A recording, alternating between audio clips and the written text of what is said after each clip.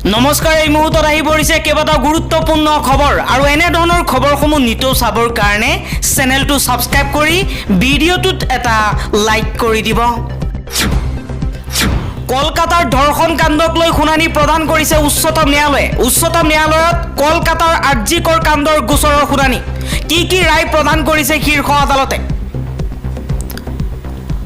আজি 10:30 বজাৰ লগে লগে কলিকতাৰ আৰ্জিকৰ কাণ্ডৰ গোচৰৰ শুনানি উচ্চতম ন্যায়ালয়ত আৰম্ভ হৈছিল আৰু এই গোচৰৰ শুনানি গ্ৰহণ কৰি ন্যায়ালয়ে কঠোৰভাৱে আৰক্ষী প্ৰশাসনক ভৰ্ৎসনা কৰিছে। এনেধৰণৰ ঘটনা ৰোধৰ বাবে এখন পৰামৰ্শ সমিতি উচ্চতম ন্যায়ালয়ে গঠন কৰিছে। ৰাষ্ট্ৰীয় টাস্ক ফ'ৰ্চত কোন আছে সেই সম্পৰ্কেও আদালতে অৱগত কৰিছে কেন্দ্ৰীয় চলিচিটৰ জেনেৰেল তুষাৰ মেহতাই। শুনানিৰ সময়ত উচ্চতম ন্যায়ালয়ৰ মুখ্য ন্যায়াধীশ DY চন্দ্ৰচূড়ে দেশৰ চিকিৎসকৰ সুৰক্ষাক লৈ উদ্বিগ্নতা প্ৰকাশ কৰিছে। মঙলবাৰে পুৱা এই গোচৰৰ শুনানিৰ আৰম্ভণিতে মুখ্য ন্যায়াধীশে কৈছে, ইয়া কোনো এখন চিকিৎসালয়ত হোৱা ধৰ্ষণৰ নিৰ্দিষ্ট গোচৰ নহয়। ই সমগ্ৰ দেশতে চিকিৎসকৰ সুৰক্ষা আৰু নিৰাপত্তাৰ সৈতে জড়িত ব্যৱস্থাটো জড়িত হৈ পৰিছে। শুনানিত উচ্চতম ন্যায়ালয়ে চিকিৎসকৰ সুৰক্ষা সন্দৰ্ভত কেইবাটাও নিৰ্দেশনা জাৰি কৰিছে। 1 নম্বৰ নিৰ্দেশনা হৈছে সকলো ৰাজ্য চৰকাৰে প্ৰতিখন চিকিৎসালয়ৰ নিৰাপত্তা সুনিশ্চিত কৰিব লাগিব। 2 নম্বৰ, মহিলা আৰু পুৰুষ চিকিৎসকৰ সুকীয়া শৌচাগাৰ থাকিব লাগিব। 3 নম্বৰ, নাৰ্ছক সুকীয়াকৈ কোঠা দিব লাগিব। 4, প্ৰতিখন চিকিৎসালয়ে চিকিৎসক আৰু চিকিৎসা কৰ্মীক সুৰক্ষা প্ৰদান কৰিব লাগিব। 5, প্ৰতিখন চিকিৎসালয়ৰ কৰিডৰত CCTV কেমেৰা স্থাপন কৰিব লাগিব। 6 নম্বৰ, চিকিৎসালয়ত পৰ্যাপ্ত পোহৰৰ ব্যৱস্থা কৰিব লাগিব। 7 নম্বৰ, চিকিৎসালয়ৰ সুৰক্ষাৰ লগত আপোচ কৰা নহ'ব। 8 নম্বৰ, সকলো চিকিৎসালয়তে নিৰ্দিষ্ট অভিযোগ বাকচ থাকিব লাগিব, যিবোৰ সকলো সময়তে কৰ্মক্ষম থাকিব। CISF-এ কলকাতাৰ আৰ্জিকৰ হাস্পাতালত সুৰক্ষা প্ৰদান কৰিব লাগিব। উল্লেখ্য যে অহা বৃহস্পতিবাৰে পুনৰ শুনানি গ্ৰহণ কৰা হ'ব এই গোচৰৰ। উচ্চতম ন্যায়ালয়ে কেন্দ্ৰীয় তদন্তকাৰী সংস্থাক সেইদিনা ষ্টেটাছ ৰিপৰ্ট দাখিল কৰিবলৈ কৈছে। ন্যায়ালয়ে কৈছে, আমি বিচাৰোঁ যে CBI-এ আমাক তদন্তৰ অগ্ৰগতিৰ বিষয়ে অৱগত কৰক। আমি এটা ৰাষ্ট্ৰীয় টাস্ক ফ'ৰ্চ গঠন কৰিছোঁ। আমি বিচাৰোঁ এই টাস্ক ফ'ৰ্চে পৰামৰ্শ দিয়ক। এই কমিটিয়ে দেশৰ জ্যেষ্ঠ আৰু কনিষ্ঠ চিকিৎসকসকলৰ বাবে সমগ্ৰ দেশতে সামগ্ৰিক সুৰক্ষা নিয়ম কাৰ্যকৰী কৰাৰ পৰামৰ্শ আগবঢ়ায়। আলফা স্বাধীনৰ ভাবুকিৰ পাছতেই গৌৰৱ চুমানীৰ সুৰক্ষা বৃদ্ধি কৰিছে অসম চৰকাৰে। গৌৰৱ চুমানীক দিয়া হৈছে ব্যক্তিগত দেহৰক্ষী। অস্ত্ৰসহ দেহৰক্ষী থাকিব গৌৰৱ চুমানীৰ লগত। দিছপুৰ থানাত শৃংখল চলিহাৰ বিৰুদ্ধে দিয়া এজাহাৰ শিৱসাগৰলৈ স্থানান্তৰ। 0 FIR পদ্ধতিৰে স্থানান্তৰ কৰিছে গোচৰটো।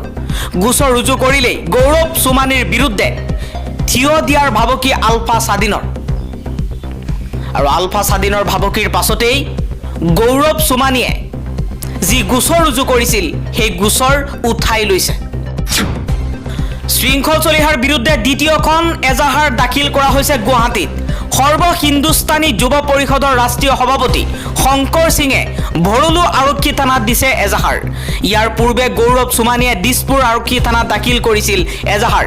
শিৱসাগৰৰ ঘটনাক লৈ মন্তব্য কৰিছে হিন্দুত্ববাদী নেতা সত্যৰঞ্জন বৰাই। সত্যৰঞ্জন বৰাই কৈছে, অসমত যদি মাৰোৱাৰী, বিহাৰী, বঙালীৰ কোনো ধৰণৰ জাতীয় সংগঠন থাকিব নোৱাৰে, তেনেহ'লে আমচুৰ দৰে কোনো মুছলমান জাতীয় সংগঠনো থাকিব নোৱাৰিব।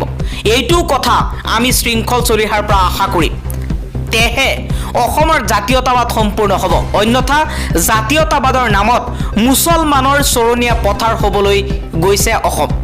আৰু শৃংখল অসমদ্ৰোহী অসমীয়া হত্যাকাৰী পৰেশ বৰুৱাৰ কথাত পৰিলে কিন্তু আপুনি জহন্নামে যাব বুলি মন্তব্য কৰিছে সত্যৰঞ্জন বৰাই। নিজে জংঘলত লুকাই থকা পলৰীয়া এটা অসমীয়াৰ তেজেৰে লুতুৰি পুতুৰি নৰখাদক এটাই আপোনাক কি অসম গঢ়াৰ পথ দেখুৱাব বুলিও আলফা স্বাধীনৰ সেনাধ্যক্ষ পৰেশ বৰুৱাক এই প্ৰশ্ন কৰি সত্যৰঞ্জন বৰাই কৈছে যে অসম আন্দোলন ক'ৰ পৰা আৰম্ভ হৈছিল মনত আছেনে বা আজিৰ প্ৰজন্মই জানেনে? আছু জাতীয়তাবাদী যুৱ ছাত্ৰ পৰিষদ আৰম্ভণিতে ক'ত শক্তিশালী আছিল মনত আছেনে বা আজিৰ প্ৰজন্মই সেইখিনি কথা জানেনে দৰং বৰপেটা নগাঁও আদি জিলাবোৰত লগতে সত্যৰঞ্জন বৰাই কৈছে শিৱসাগৰৰ অসমীয়াখিনিহে খিলঞ্জীয়া মানুহ নেকি অসমৰ বৰপেটাৰ অসমীয়াখিনি বাংলাদেশী নেকি এই প্ৰশ্ন শৃংখল চলিহাৰ লগতে বাকী সকলো জাতীয়তাবাদী সংগঠনলৈ কৰিছে বুলি মন্তব্য কৰিছে সত্যৰঞ্জন বৰাই শিৱসাগৰত এগৰাকী কিশোৰীক মাৰোৱাৰী দুজন যুৱকে মাৰপিট কৰা ঘটনা গৰিহণাৰ যোগ্য আমি একেমুখে সেই কথা স্বীকাৰ কৰোঁ তাৰ বাবে শৃংখল চলিহাৰ নেতৃত্বত বহু জাতীয়তাবাদী সংগঠনে অসমীয়া জীয়ৰী গৰাকীৰ স্বাভিমানৰ বাবে আন্দোলন কৰিছে আমি ভাল পাইছোঁ পিছে বৰপেটাত যে অসমীয়া নাৰী আৰু অসমীয়া পৰিয়ালৰ ওপৰত মুছলমানে আক্ৰমণ কৰিলে সেই বিষয়ত সেইখিনি খিলঞ্জীয়াৰ পক্ষত শৃংখল চলিহাৰ নেতৃত্বত আন্দোলন কৰা হোৱা নাই কিয় বৰপেটাৰ খিনি অসমীয়া নহয় নেকি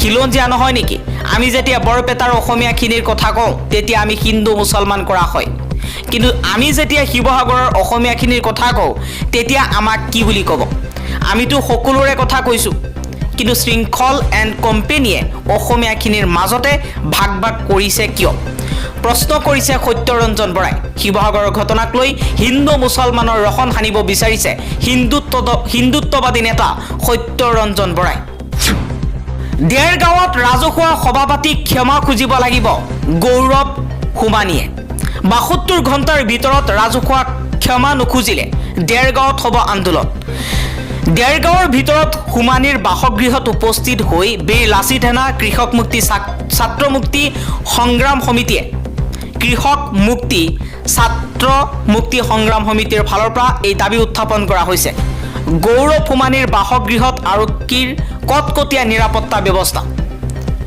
ইফালে বীৰ লাচিত সেনা ৩০টাকৈ জাতীয় সংগঠনে ৭২ ঘণ্টাৰ সময় বান্ধি দিছে বিজেপি নেতা গৌৰৱ সোমানীক মুখ্যমন্ত্ৰী হিমন্ত বিশ্ব শৰ্মাই অসমখন ইমান ধৰুৱা কৰিলে ধাৰ মাৰিবলৈ সাধাৰণ মানুহৰ পৰা ফাইন স্মাৰ্ট মিটাৰৰ যোগেদি টকা লৈছে যেতিয়াৰ পৰা কেন্দ্ৰত বিজেপি আহিছে ভাল দিন আটাইতকৈ ধনী মানুহৰ কাৰণে আহিছে ধনী মানুহক ধনী কৰিছে বিজেপি চৰকাৰে আৰু দুখীয়া মানুহক অধিক দুখীয়া কৰি তুলিছে এইখন বিজেপি চৰকাৰে বিজেপিৰ বিৰুদ্ধে সৰব হৈ এই মন্তব্য কৰিছে গৌৰৱ গগৈয়ে কৈছে হিমন্ত বিশ্ব শৰ্মাৰ চৰকাৰ হৈছে ধনী মানুহৰ চৰকাৰ হিমন্ত বিশ্ব শৰ্মাৰ চৰকাৰে কেৱল ধনী মানুহক চিনি পায় দুখীয়া মানুহৰ কথা নাভাবে যাৰ বাবে সাধাৰণ খাটিকুৱা দুখীয়া মানুহৰ বাবে লুণ্ঠন কৰিবলৈ স্মাৰ্ট মিটাৰ লগাইছে যাৰ জৰিয়তে